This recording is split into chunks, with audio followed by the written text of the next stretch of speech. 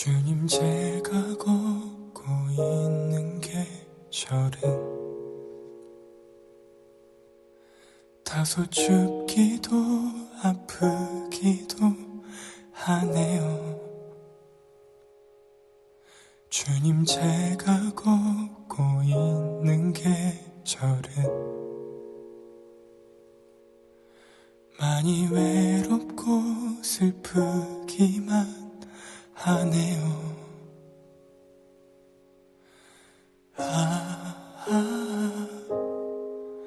노래를 불러보아도 더 괴롭고 아프기만 하네요.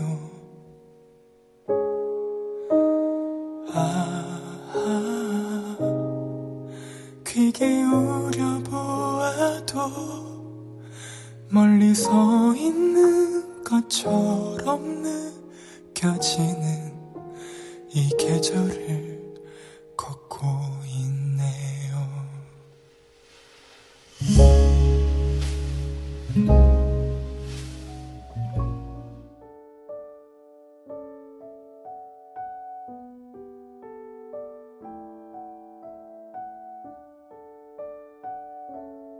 9월 27일 수요일 삶의 예배일기. 제목 다시 시작하는 성전 재건. 본문 에스라 5장. 제5장. 선지자들 곧 선지자 학개와 이또의 손자 스가랴가 이스라엘의 하나님의 이름으로 유다와 예루살렘에 거주하는 유다 사람들에게 예언하였더니, 이에 스알디엘의 아들 스룹바벨과 요사닥의 아들 예수아가 일어나 예루살렘에 있던 하나님의 성전을 다시 건축하기 시작하매, 하나님의 선지자들이 함께 있어 그들을 돕더니, 그때에 유브라데강 건너편 총독 다뜨네와 스달 보스네와 그들의 동관들이 다 나와 그들에게 이르되, 누가 너희에게 명령하여 이 성전을 건축하고 이 성곽을 마치게 하였느냐 하기로, 우리가 이 건축하는 자의 이름을 아뢰었으나 하나님이 유다 장로들을 돌보셨으므로 그들이 능히 공사를 막지 못하고 이 일을 다리오에게 아뢰고 그 답장이 오기를 기다렸더라. 유브라데강 건너편 총독 다뜨네와 스달보스네와 그들의 동관인 유브라데강 건너편 아바삭 사람이 다리오 왕에게 올린 글의 초본은 이러하니라. 그 글에 일렀으되, 다리오 왕은 평안하옵소서. 왕께 아뢰옵나이다. 우리가 유다도에 가서 지극히 크신 하나님의 성전에 나아가 본즉, 성전을 큰 돌로 세우며 벽에 나무를 얹고 부지런히 일함으로 공사가 그 손에서 형통하옵기에 우리가 그 장로들에게 물어보기를, 누가 너희에게 명령하여 이 성전을 건축하고 이 성곽을 마치라고 하였느냐 하고, 우리가 또 그 우두머리들의 이름을 적어 왕에게 아뢰고자 하여 그들의 이름을 물은즉, 그들이 우리에게 대답하여 이르기를, 우리는 천지의 하나님의 종이라.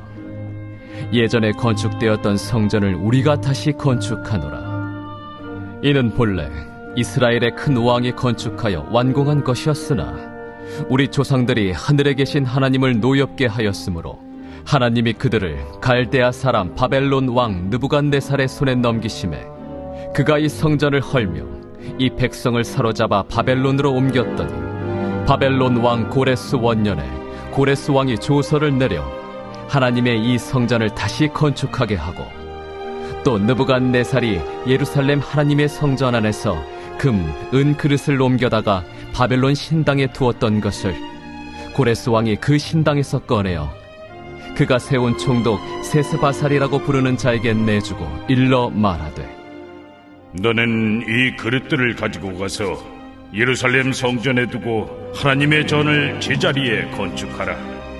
이에 이 세스바살이 이르러 예루살렘 하나님의 성전 지대를 놓았고, 그때로부터 지금까지 건축하여 오나 아직도 마치지 못하였다 하였사오니, 이제 왕께서 좋게 여기시거든 바벨론에서 왕의 보물 전각에서 조사하사 과연 고레스 왕이 조서를 내려 하나님의 이 성전을 예루살렘에 다시 건축하라 하셨는지 보시고, 왕은 이 일에 대하여 왕의 기쁘신 뜻을 우리에게 보이소서 하였더라.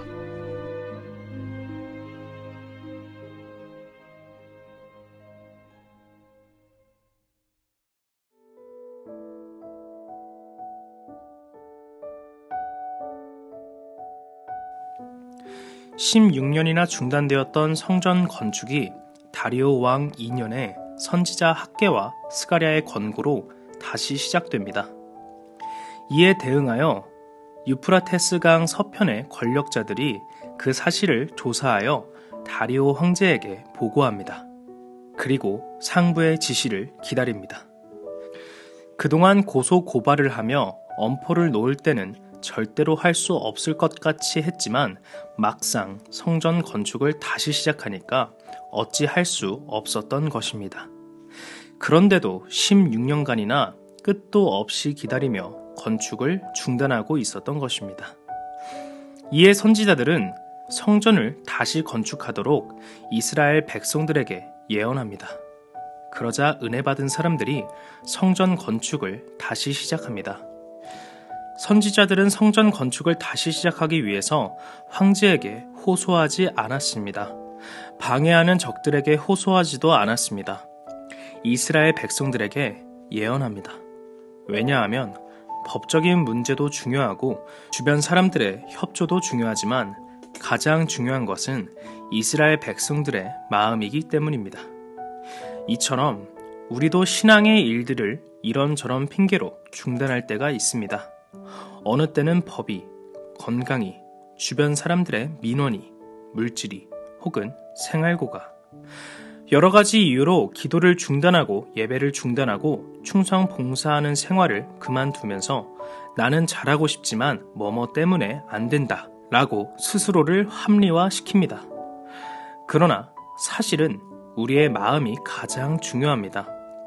우리가 믿음 위에 굳게 서서 오직 하나님만 섬기겠다고 결심하면 다니엘 같은 환경에서도 믿음을 지키고 요셉과 같은 환경에서도 약속의 말씀을 신실하게 지키며 살아갈 수 있는 것입니다. 우리의 영적인 최대 적은 환경도 사탄도 아닌 우리 속에 있는 불신앙입니다. 적용 말씀. 오늘 주신 말씀을 통해 깨달은 은혜는 무엇입니까? 적용 질문. 두려워 멈춰있는 신앙의 도전이 있다면 무엇입니까? 금주 암송 말씀. 너희는 도둑질하지 말며 속이지 말며 서로 거짓말하지 말며. 레위기 19장 11절. 오늘도 행복한 삶의 예배자로 살아가기 위해서 다음으로 말씀드릴 7가지 항목을 훈련해 보시길 바랍니다. 1번. 선행. 거룩하고 선한 삶을 통해 하나님의 이름을 존귀케 하다가 받은 은혜를 기록하십시오. 2번. 기도. 하루 3번 기도하다 받은 은혜를 기록하십시오. 3번. 감사. 오늘 하나님께서 베풀어 주신 은혜에 대한 감사한 일 5가지를 기록하십시오. 4번. 전도. 하루 한 사람에게 복음을 전하다 받은 은혜를 기록하십시오. 5번. 사역. 사역을 하다가 받은 은혜를 기록하십시오. 6번. 용서. 나에게 아픔과 손해를 끼친 자를 용서하다가 받은 은혜를 기록하십시오. 7번. 회개. 자신의 죄를 지적으로 깨닫고 정적으로 느끼고 의지적으로 결단하여 끊어버림으로 받은 은혜를 기록하십시오. 예배일기책으로 자신의 모든 삶을 거룩하게 하여 주일 공적 예배와 평일 개인적 삶의 예배에 거룩한 산 제물로 드림으로 예배 승리, 신앙 승리, 사역 승리의 인생 승리자가 됩시다. 개인 기도하심으로 오늘 시간을 마치겠습니다. 감사합니다.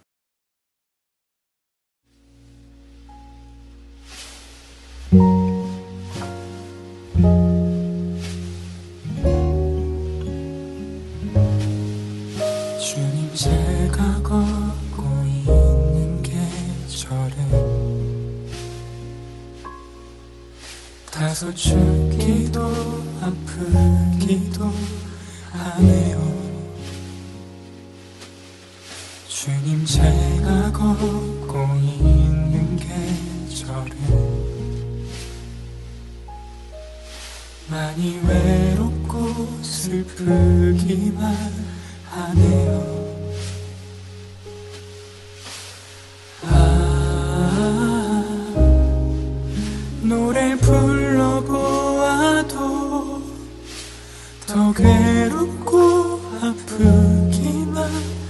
하네요.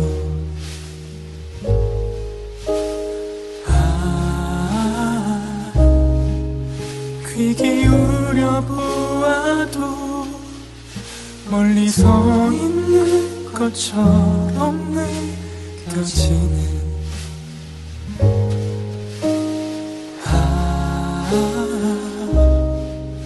노래를 불러보아도 더 그립고 아프기만 하네요.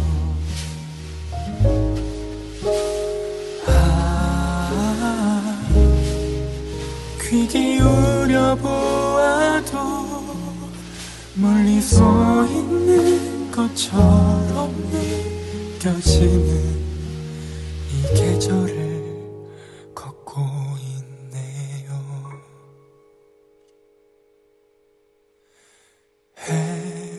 햇살이 새어나오면 다시 예쁜 노래를 부르는 계절을